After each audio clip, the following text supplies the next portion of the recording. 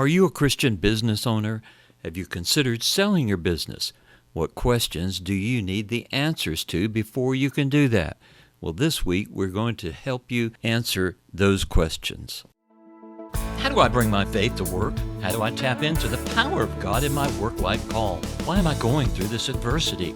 Is God mad at me? I'm Os Hillman, and I've been helping leaders like you answer these questions and more for over 30 years.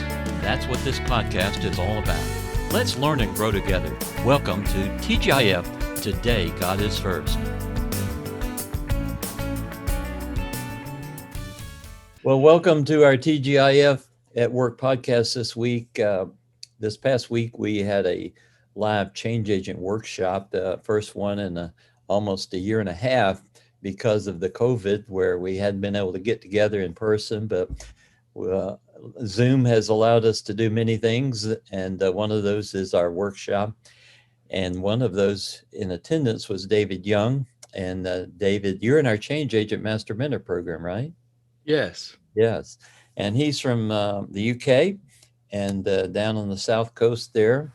And he has a business, and he helps business owners understand the value of their businesses and when they're getting ready to sell their business, and understand all the ins and outs. And as I learned about him, I realized that this is something that many of our people should know as they begin to transition and they get older, and thinking about what do they need to do.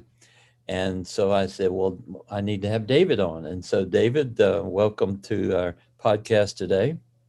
Thank you. Great to be with you. It's a privilege, Oz. I appreciate it. So, this is an area that I've been working to discern myself in terms of my own transition. But, David, tell us a little bit about your business, how you got into it, and just a little bit of your background. Yes, thanks. Well, I call myself now the end game coach, because not everybody, as they approach the end game, actually wants to sell. And a lot of people think that exit equals sale. Other people use exit to include all forms of change. But for the owner manager, what's going on is basically three transitions. And it's tougher for the owner manager than for an institutional manager selling a business, because you've got the three transitions of your role as a manager and as a human being, your ownership, and your baby, your legacy. And there's a lot of emotions tied up with all of those. And that often, I think, means that the owner manager tends to postpone thinking about how the end game is going to work out. And in many ways, that is unfortunate, because I got into this business, to answer that part of your question, was by being in mergers and acquisitions. I actually was trained by Goldman Sachs in New York. I learned the auction process there. I then came to Europe and was active with various big American investment banks across Europe, ending up running the sell side practice for JP Morgan, where it was my job to sort of write the recipe book, the cookbook, and try and help my colleagues in the various sector practices improving the performance in selling businesses. And it was after a while there, back in 2001, that I realized it would be a good idea to set up shop, an independent platform to try and help owners. Obviously, I was aiming for smaller businesses and the big banks. And my natural clients were actually owner managers, entrepreneurs. And I enjoyed working with them, because for them, the sale is a life-changing and a retirement-enabling event. In many cases. In other cases, it's the sort of platform for the next stage of their career. But there's a human being involved, and there are these human issues.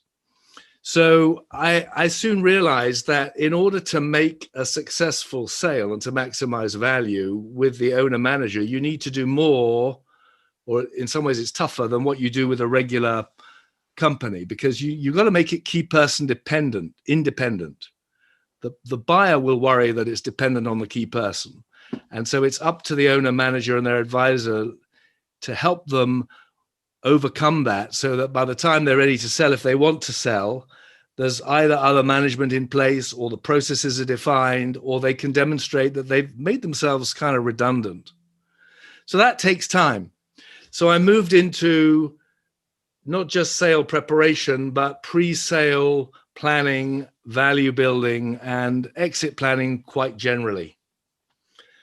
And now, after the pandemic, we're back to situations that remind me of the crisis we went through in 2007-8, when there was big market uncertainty and when it becomes difficult to get agreement often between buyers and sellers, because buyers are worried about what the future holds, the sellers thinking back to valuations and multiples of a year ago, and sometimes you just can't get agreement and sales fall through. And that's very unfortunate. It's very unfortunate for the business. It's costly and expensive. It's demotivating. So what I'm trying to do now is to help owner managers and entrepreneurs with end game planning, so we think through and de-risk the route they're going to take. And one very attractive route these days is the transfer to the employees. You've got the employee stock ownership trust and plans in the US for a long time. More recently in the UK, we've got a simplified version of that, which makes it very easy and cheap, even for very small businesses, to set up a trust, sell the business to the trust. Payment is with an IOU and whatever cash is currently in the business. And then the cash flow is used over time to pay out the vendors. And it's entirely tax-free now in the UK.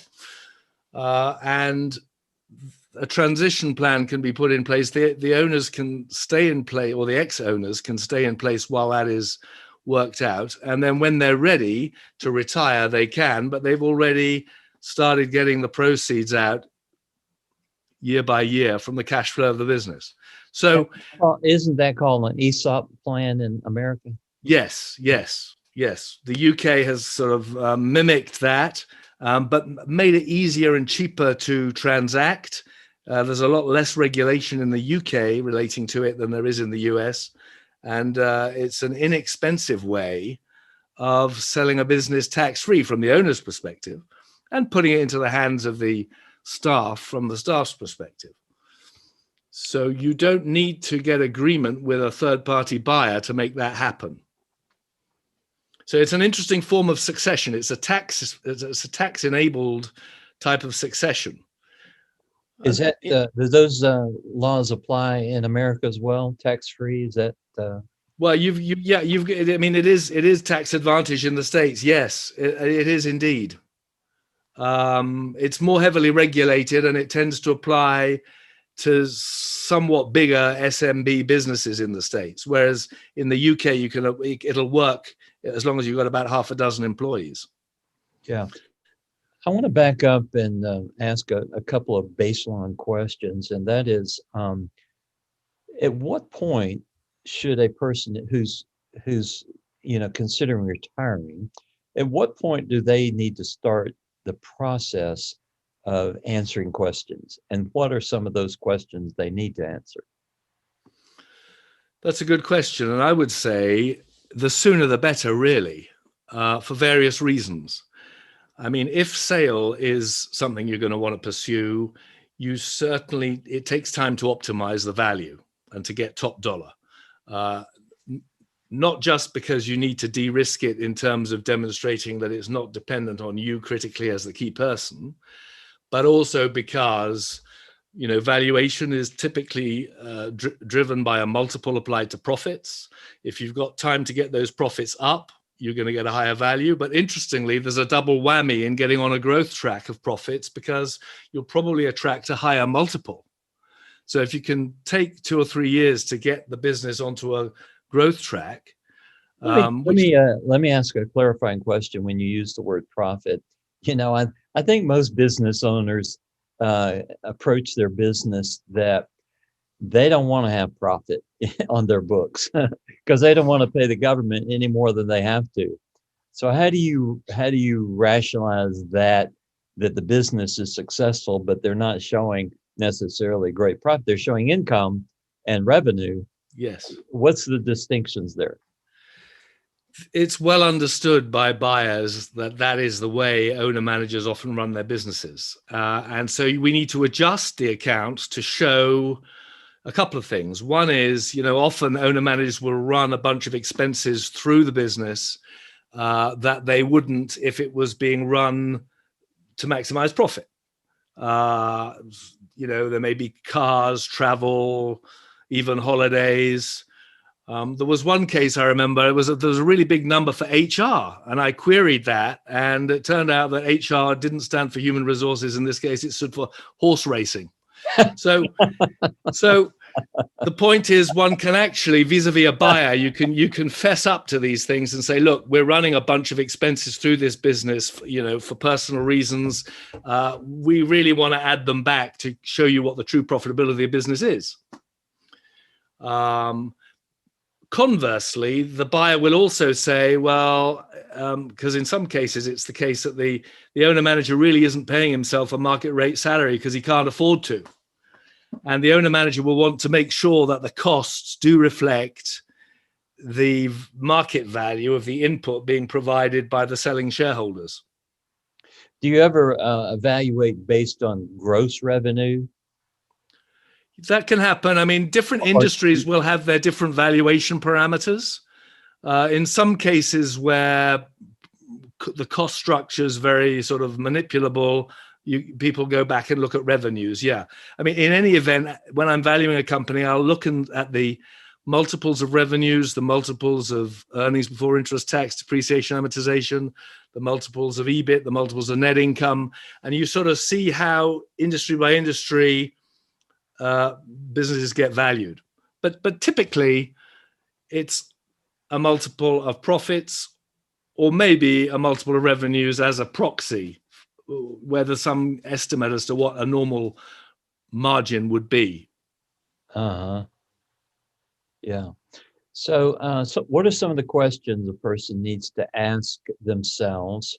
Let's say that a person is 70 years old and they've loved working and they just now, know that they need to deal with this issue. Should they have started this process at what age, and what are some of the stepping stones they need to go through now? What was the assumption in terms of age? 70, did you say? 70. Mm-hmm. Yeah.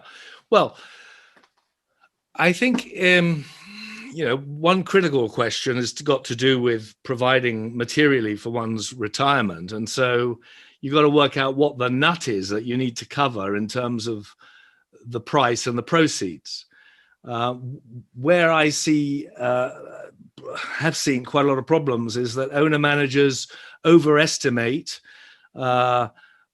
what they'll get from the sale. Perhaps they don't factor in the tax. Perhaps they don't factor in the fact that a buyer may not pay them 100% upfront, may only pay 50% upfront, and there'll be an earnout, which may or may not materialize. And then the other thing is, how are you going to invest those net proceeds? These days, at very low interest rates, it's extremely difficult. It's been very difficult for a long time, actually. So I've seen a lot of sales fail because we go all the way down the track and then the seller says, you know what, I can't afford to live on the invested net proceeds from the upfront payment I'm going to get. And even though I've tried to focus them on that in advance, that can be a tough one. So we need to really work out what you're going to need to take you happily into retirement if you're at that sort of age. And of course, you may already have pension plans and assets and things that mean this really isn't an issue. Depending on how much time you've got, will either paint the picture of what the potential of the business is so that buyers can see that, or will actually plant some of those seeds of the growth avenues that you've got available to you. I mean, if your age is 70, you probably need to be moving to sale quite fast, because typically a buyer will want you, if you're a key person, to be involved in a transitional stage for at least a year, maybe two, and so you probably want to get on with it. The other thing that I think one ought to think through sort of at leisure before one gets forced into a transaction by adverse market events or a health event or God forbid, divorce or something like that, is one. It's good to think through those three transitions and what I call your exquisite exit. The exquisite exit is the ideal exit in terms of your role after the deal. Do you want to go on and do something else? Do you want to contribute to your industry in some way? Do you want to be teed up to go on to the next stage of your life's work, or are you just going to retire?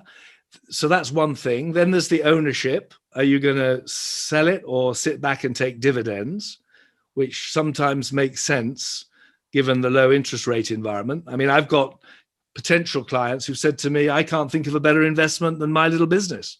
So I am preparing my second tier management to take over, and I'm going to sit back and take dividends. Well, that's fine if you can get that organized, but this is something to be thinking about if that's the route you want to take. If you're going to maintain your ownership while you've changed your role to that of a retiree, you need to be thinking about putting in place a team that can take that business forward reliably without you, obviously. And in parallel with that, I would say think about defining your operating procedures, your processes. And this is something I do working with clients. It's get them defined and to sort of automate them. There's software there now these days. You can actually not only define, but you can automate processes so that you codified the way the business works, basically, and got well-defined standard operating procedures. Again, this is getting to the issue of sustainability of the business and sustainability without you, which contributes to value whether or not you're planning to sell. And then in terms of legacy, you may be you may want to start thinking about, what you actually need to do to make that happen. I mean, I think some people go into business quite idealistically. I did actually. I wanted to set up a model business that would look after its staff and look after their families and so on. Then it's easy to get sucked by the busyness of business and firefighting into not actually seeing that through to fruition. And then you find yourself not wanting to contemplate exit because you haven't finished with the legacy side of your business. So if that's an important consideration, that needs thinking through as well. Yeah, that's good. That's good. What are you seeing take place in this industry now? What's your typical client look like? Well, this last year has brought about, a terrible carnage for a lot of owner managers who had planned to use the proceeds of a sale to retire and now are struggling to survive. But there are winners and losers depending on the sector. Yeah. And I was talking to a potential client yesterday who's in the training business. They managed to deliver their training online. So although revenues fell 10%, he said profits were actually up because they saved on a lot of international travel. Yeah. So it's a very mixed bag in terms of people who are suffering and people who are thriving. But what I see is great unpredictability. I mean, when we had the first lockdown in the UK, I guess same for you in the States, a lot of people thought, well, that's going to be it. It'll be over. Then we'll get back to normal. Then we had another lockdown. Then we had another lockdown. And some businesses were starting to say, if this goes on, we could be struggling for survival ourselves. Maybe we should sell before things get worse. So that is one consideration that's going on. Another consideration is people need to be much more focused on monitoring and projecting their monthly cash flows. I call the whole process of approaching the end game as bringing your business into land. And in turbulent times, you may need to do a forced landing. You may need to come in much more abruptly than you expected if you're running out of cash. And it's surprising to me how many small businesses are not monitoring their monthly cash flows and haven't done all they can to line up cash to see them through difficult periods. There is a lot of cash available from the government at the moment still, And I think people ought to take it as a cushion. On average, I mean, in most cases, we're not out of the woods yet, it seems to me. The government borrowing that's gone on and the government money printing to get us through the pandemic is going to lead to economic instability at the macro level, I feel sure.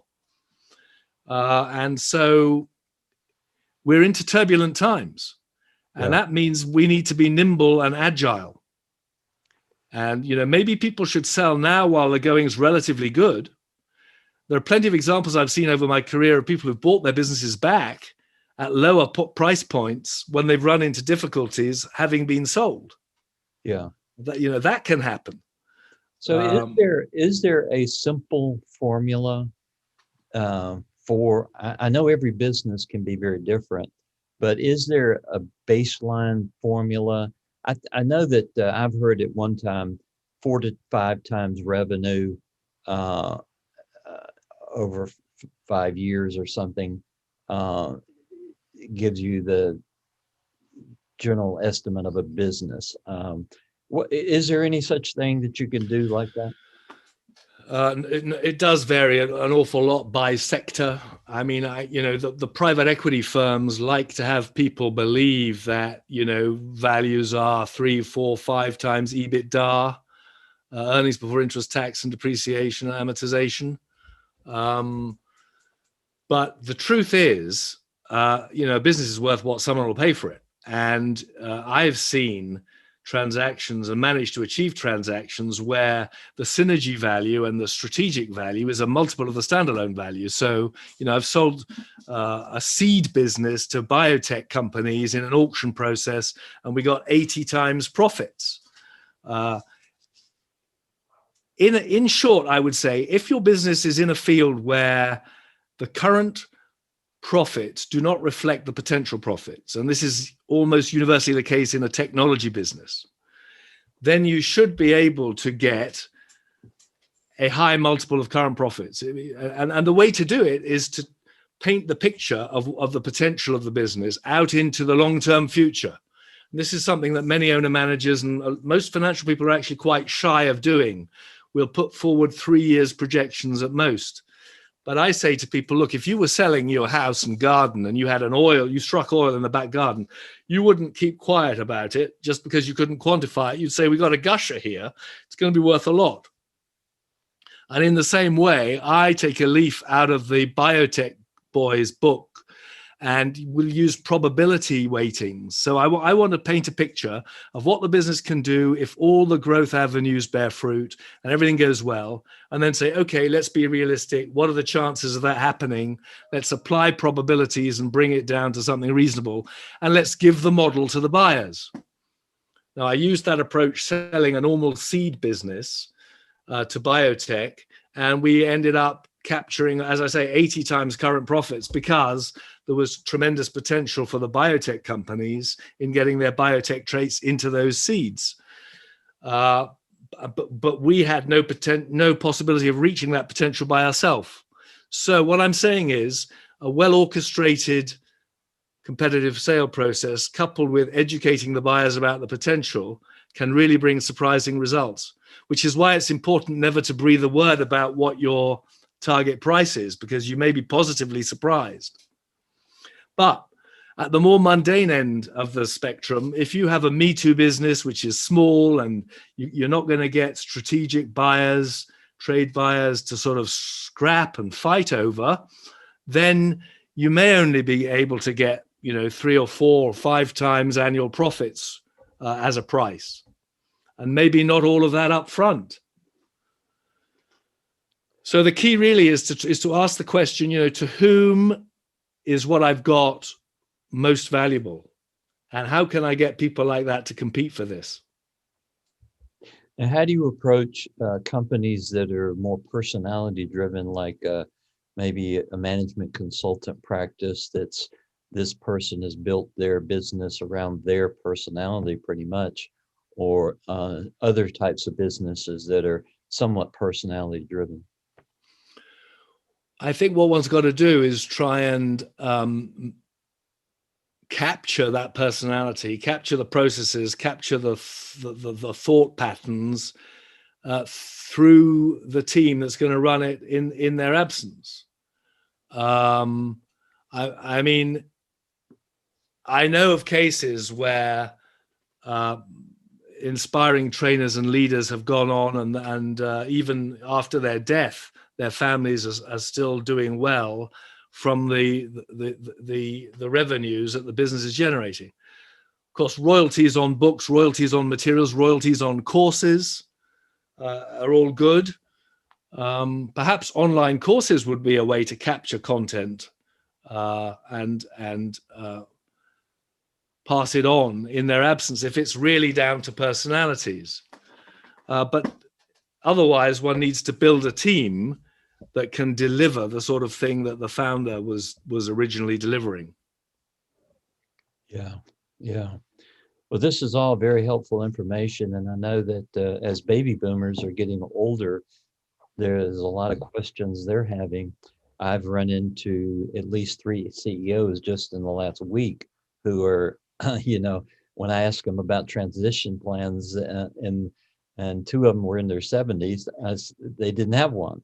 I said, well, yeah, you better think about that, So it's a common problem, and I think one reason why a lot of people have been putting it off, and we see that over here a lot too, is that for a long time, I mean, since the last crash, interest rates have been low, and so a lot of people have been postponing sale, hoping either interest rates will go up or that their business will become more valuable. So it's very understandable what's happened here. The other thing is, I think the advisory industry is just not set up to help people with this. You've got people who are M&A guys who are focused on doing deals, who aren't out there helping entrepreneurs and owner managers with all the thinking about how to approach it. They don't want to stray far from the deal. You've got accountants, you've got tax people, but there's very little in the way of joined up thinking that helps owner managers with the whole set of issues I described about the transitions of the role, the ownership, and the baby. And that ties in the financial and the tax planning and the personal aspects. And that's what I'm trying to do. You have some good organizations in the States that are doing that, but over here in the UK, very little help for the owner manager to sort all this out. David, give out your website, and if there's any information on the website you would direct them to about maybe if there's any type of white papers or anything they could look at for evaluating their own situation. Tell us about that. Yes, thank you. So my website is www.sellingabusinessformore.co.uk. And for more is FORMORE. So that's www.sellingabusinessformore.co.uk. And there's a page on there. There's a resources tab, which lists various courses. For those who have time and want to grow value prior to sale, I've got a course on getting a blueprint for tripling the value of your business over in 2 or 3 years. And more recently, I've done a course called the Bounce Back Surf Camp, which looks at how to manage cash flow and project cash flow, the duck dive, as I call it, how to hold your breath through difficult periods, how to bounce back, pop up on your surfboard, as it were, how to manage personal resilience, and finally, the foam climb, how to sort of look to the future and use momentum for getting going. That's also on there as well. That's the Bounce Back Surf Camp. And I'm currently working on a book on exit planning called Bringing Your Business into Land, which will explain my process for developing an exit plan using an acronym called CLEAR to Land, where those stand for different letters. But people are welcome to get in touch, and we just have a conversation. There's a contact form on there, and there's a booking form, and I'd be happy to talk to anybody, just to help them out with no expectation of anything, because I'm very keen to see people starting on the thought process, and often they lack a sort of sounding board for that. Well, that's awesome. Well, David is one of many of our Change Agent Master Mentor members. If you're not part of that, you should be. CAMastermentor.com, CAMastermentor.com. And how long have you been connected to us, David? Well, just recently, actually. It was in connection with your course that you, but I must be on your mailing list. I guess I'm on the TGIF mailing list. And some years ago, actually, friends recommended your book on the Joseph calling. I've been through the mill, and around the time of that crisis, the last crisis, so I hope I'm a Joseph. the end game hasn't unfolded yet, but that book was very inspiring to me. Awesome. I hope you've gone through the Joseph Calling course on the Change Agent Master Mentor program. It might be additional help to you. Okay, good. I'll look out for that.